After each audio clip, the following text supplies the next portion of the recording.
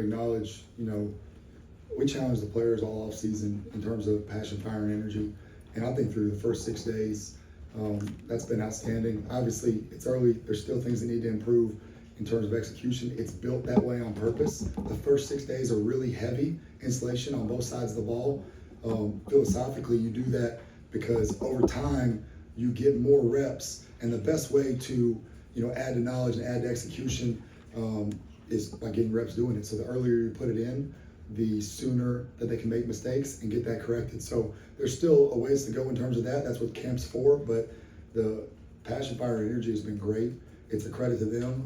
I told the defense the other day, it's kind of like marriage. Everybody's happy on their wedding day. Everybody has a lot of passion and energy the first 5 or 6 days, but what separates teams from others is what happens, from day 6 to day 15, and then the consistency over the course of the season. Can we keep that going? But I'm really pleased with where that is at the start of this. So from that standpoint, it's open to y'all.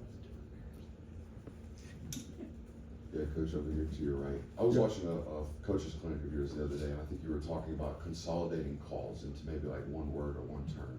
And I'm curious if you, on the recruiting trail, if you guys are doing anything to like gauge a prospect's ability to recall information, because it seems like that's what those types of things would require.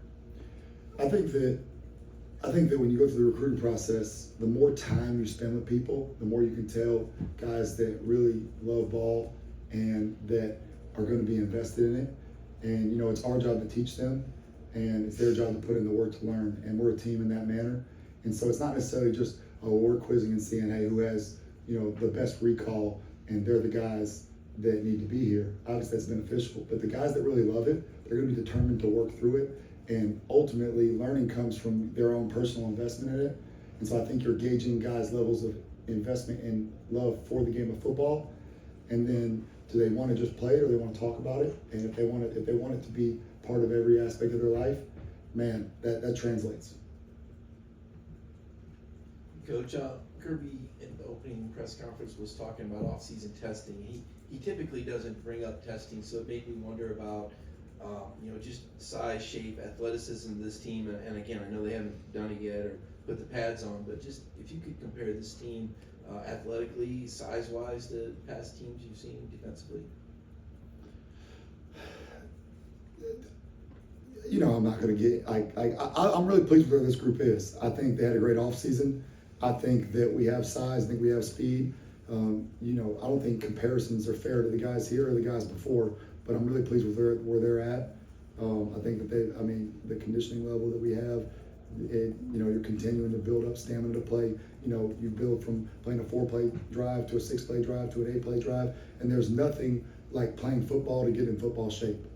And so, we're still doing that, but there's nothing, I think comparisons are not fair to the past or the present. Yeah, it seems like we've been asking about CJ and Raylan forever. As the guy that recruited him, as the guys who are in your room every day, where have you seen those guys grow the most on the field and also just as leaders in the linebacker room, especially with Smile gone down? It's honestly really crazy to think about. I constantly refer to them as the old heads now, and I think that reality for them of time's running out a little bit, and it feels like you have forever when you first get here, and the next thing you know you're a junior, but just their maturity level has always been high, but I think their outward confidence, their leadership, how vocal they are, and then just how that translates to them playing the game. They're playing faster, they're communicating faster. The reps allow you to see things. People talk about the game slowing down. Well, the more you play, the more it slows down, right? Because now you're anticipating and not reacting. And I think you saw a little bit of that last year in spurts, where, man, at times they were playing really fast. And I think the more they play, the more confident they are, both in terms of communicating with defense, commanding from a leadership standpoint, and speeding up their run fits, what they do in coverage, what they do as blitzers. And so I just think all of that has followed a natural progression. And those guys work really hard in all aspects of their game.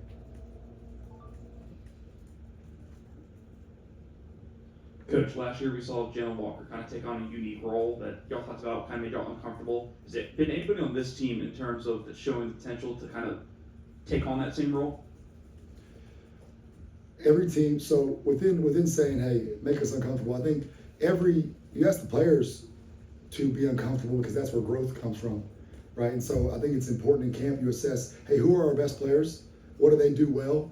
Obviously there is a blueprint for what the Georgia defense is, and there's a standard there, but that's more about how to play the game than it is about, hey, are we going to be more quarters or 3-deep zone? Hey, are we going to be more 5-man front or 4-man front?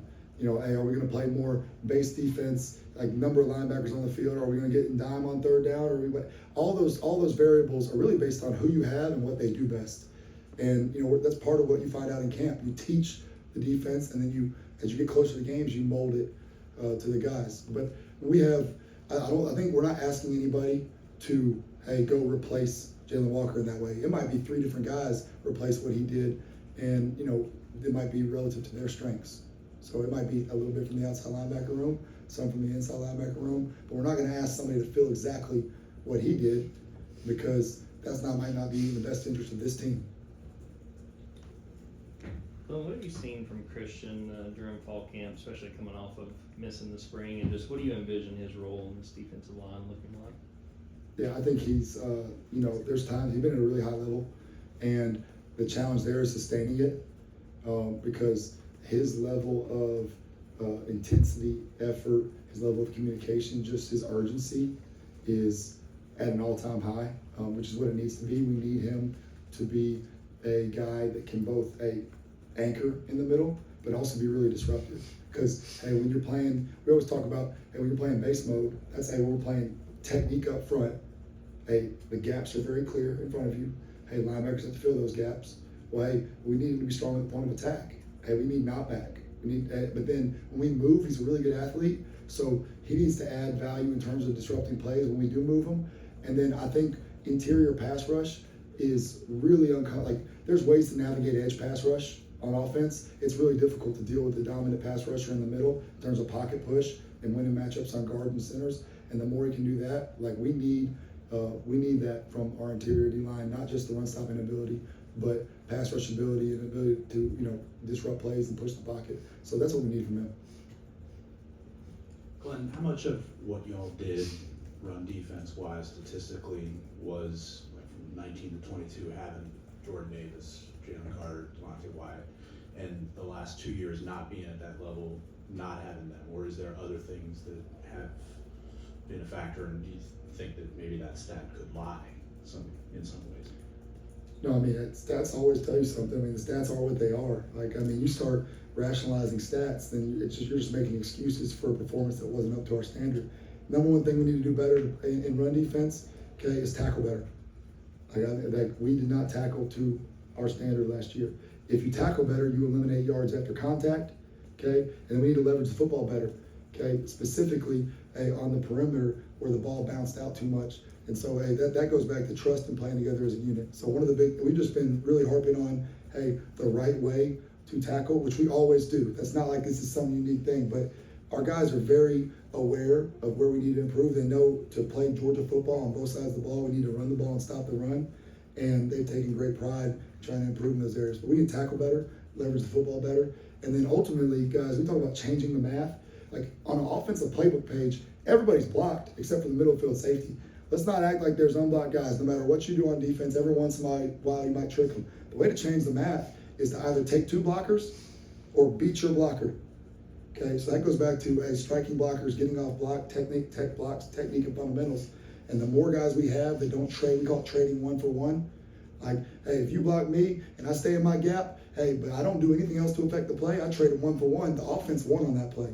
So, tackling, leveraging the football, okay, and then we have got to do a great job of not going 1 for 1 in terms of dealing with blockers, and that's what it is. And when you don't do that well, it leads to the results we saw. And so, we're not worried about that. We're just worried about the future, and guys are taking pride in doing those things every day. Glenn, how are you approaching the abrupt movement on defense pre-snap with officials looking at that? How much does that hurt what you guys do? I think, Kirby had the quote about defining what abrupt is. I think that's really important. I think educating your players is, this is what's seen as abrupt and this is what's not seen as abrupt. And anytime there's rules, whether it's roughing the passer or abrupt movements, you educate your players on what the right way is. and you coach them how to do that. And it's not going to be our job to officiate it. It's our job to present the rules and the information to our players, coach them the right way, and make sure we do it that way. Coach, I want to ask you about three players we have seen a lot of up to this point. Can you tell me about Elo Mendoza, Joseph Jonier, and Quintavious Johnson? Okay, Elo, just hey, that's so it's Elo. Man, bright kid. Like I just love he. You wouldn't know that he hasn't been here his whole career. Just watching him, and I'm talking about that from a person standpoint. Okay, let's not say from the standpoint of seeing him fit in with the guys. Like he is meshed with our unit exceptionally well in terms of, you know, you always, when you bring in a transfer, there's always an element of, hey, how are they going to fit in with our people? And we try to do our background when we bring people in of, do we think they fit our culture? And he's done a great job of that. He's still learning. You know, this is really 6 practices into it for him, but he's an athlete.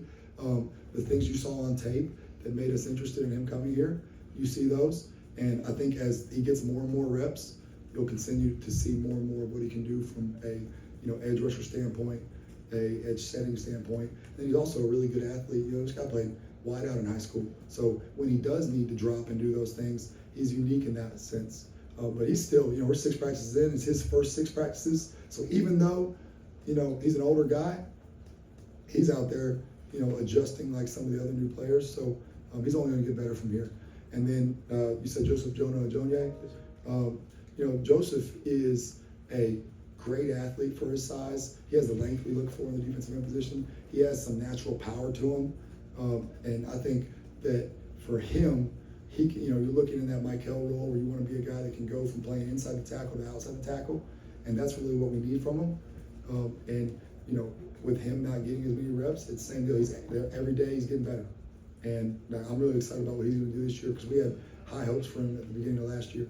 What, the third person? Quintavious. Yeah, Q is a guy who, you know, you think about athletically. This guy was a high school quarterback. He played on his feet. So some of the things that you know, marry up with what I said about Elo's skill set, like that balanced out. Q's really bright. The guy really cares at a high level. He's a good athlete.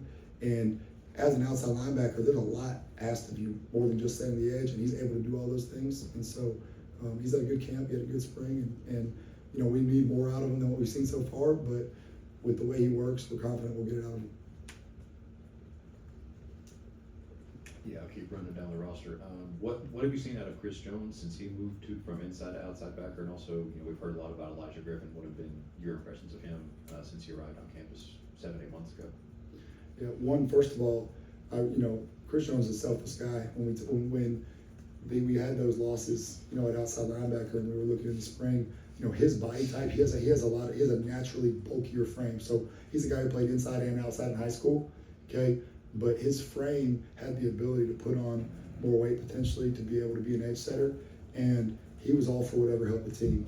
I think you know, it's like starting over though. You know, he spends a whole year learning a position at one position, and hey, these are my alignments, these are my fits, these are my coverage responsibilities, and then you start over. So I think you saw that in the spring. I've been pleased with. I've seen growth this fall. He's improved as a rusher, which he didn't get to do as much last year. I think I've really seen him flash there. He's a heavy-handed guy, so he needs to keep developing, but he has a skill set that can help us out there. And then the second was Elijah. Yeah, EG's doing great. You know, you always want to temper expectations on young players, but he has a maturity to him, a work ethic to him. He's obviously a big guy with a lot of athleticism, so we hope that Elijah's able to help us this year. The capacity with which he'll be able to help us is really about how he continues to grow and advance. But he's had a good start to camp. Yeah, Coach, you sort of alluded to this with the run defense specifically, but I wanted to ask you about the defense overall, as far as whether you felt like it met the standard last year, which obviously around here is very high, and it doesn't matter which guys leave the building, you expect a certain standard. Do you think the defense overall met that last year? No, I think that's we weren't consistent enough to meet the standard. Like that's just the reality. You can't have games against 5 playoff opponents, the teams that made the 12-team playoff, and play really well there, and then have 4 other games where you give up 28 points or more. Point blank period, right? Like we know that has to be better, and you can't be up and down. Consistency is the mark of great defense. We talk about, being elite or not. Like, to be elite, you have to be consistent. That's what makes something elite. So we can't have up and down performances. And everybody in that room knows that when they came to Georgia to play championship level defense, coaches, players included. And so anything short of that isn't the standard. Like, You got time for one more question? Yeah, Coach, over here. You always talk about the importance of a football coach being a teacher. You're essentially a teacher. So I guess what makes a good teacher, and how do you go about becoming a better teacher?